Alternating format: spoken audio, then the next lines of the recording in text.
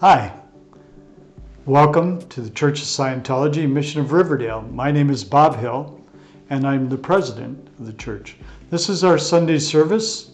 I'm glad you guys could come out. I'm glad some of you have been following along, and for those of you who haven't, you're welcome to be here. I'm going to start the Sunday service with the creed of the Church of Scientology.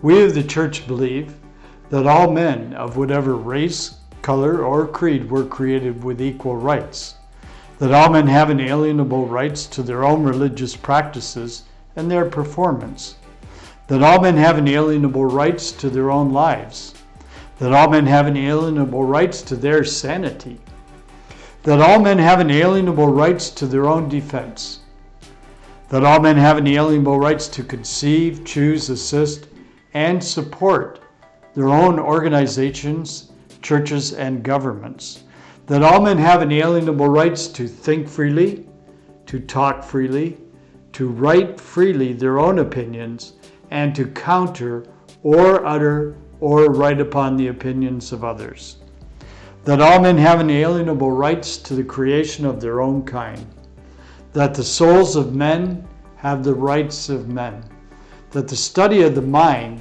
and the healing of mentally caused ills should not be alienated from religion or condoned in non-religious fields, and that no agency less than God has the power to suspend or set aside these rights overtly or covertly.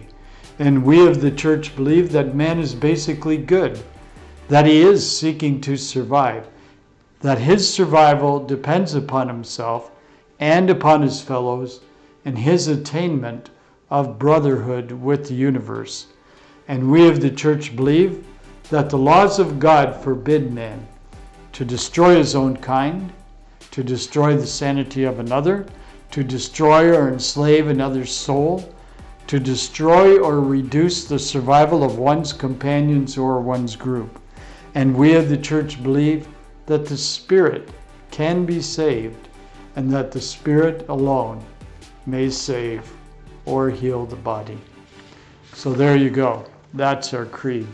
Now today, I'm going to bring up something which is kind of happening in the world around us and what you can do about it. The name of today's sermon is called Confusion and Order. Now you may have experienced some confusion.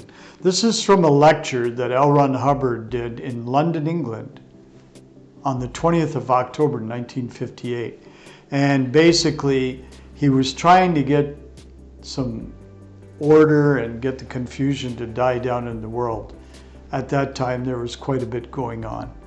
And as there is today, there's a bit of confusion out there. I'm sure you'd agree with me. So what you're doing is you yourself are introducing order into the world, whether you like it or not. Isn't that interesting? So you're actually putting order there just by being there. And inevitably, you blow a lot of confusion in the air. Now you say, well, how am I putting order into it? Well, let's take a look at it. Let's take a look at the guy. He's always striving to create a better scene for himself, or the girl who she just wants to get things done, get a better job, make more money. She's putting order into the environment. And when you do that, you get a lot of confusion blowing into the air. Okay?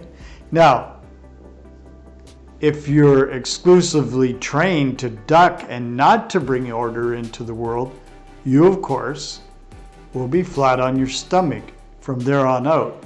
Now, what does that mean? Let's say you get someone and they're constantly trying to, well, I'm not going to try and do anything. I'm just going to take it easy. I'm going to let the government handle everything. I'll let them send me some money or let them take care of it. I'm not going to try and change anything. Well, the fact is, if you do that, you're just going to be flat on your stomach from that point forward. So you don't really want to assign over to someone else to bring order into your life. It's you that will bring order into your own life. But the thing to do is to introduce order and recognize that you yourself are the author of the resulting confusion. That's interesting, eh? You introduce order, you blow up the confusion, but realize that you're the source of the confusion. It's not elsewhere. Someone else didn't create it. And you often see that, well, I tried to help, and I got attacked, or I got in trouble. I tried to get a better job, and I lost the other job I had, and those guys really went after me. Well, that's not a very happy person, I'm afraid to say. But the person who says, I brought in order, I was looking for a better job, I actually have a better job lined up, and I lost my old job. Big deal. Carry on. The confusion, I am the source of it. I dealt with it. I handle it. So you're the author of the confusion when you bring in order. And the answer to this is to introduce more order. Go in there and bring more into it. Do more. I'm constantly trying to create and change things, even here in my mission. I try and do more every time I come here, or do something, even if it's just to make the place look better. I'm bringing order into the confusion. And, I also run a business during the day, and you can imagine there's a lot of confusion that will happen.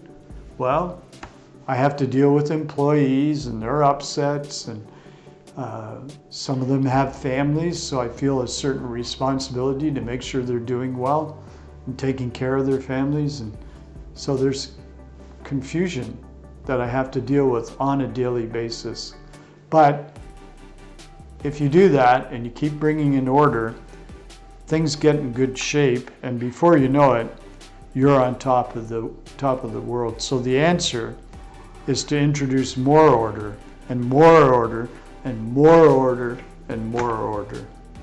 And before you know it, things are coming to your side and you're in a good shape. So that's it for today's Sunday service. Take that little piece of technology, try and work with it, bring in order, and you'll find things will change. Thank you.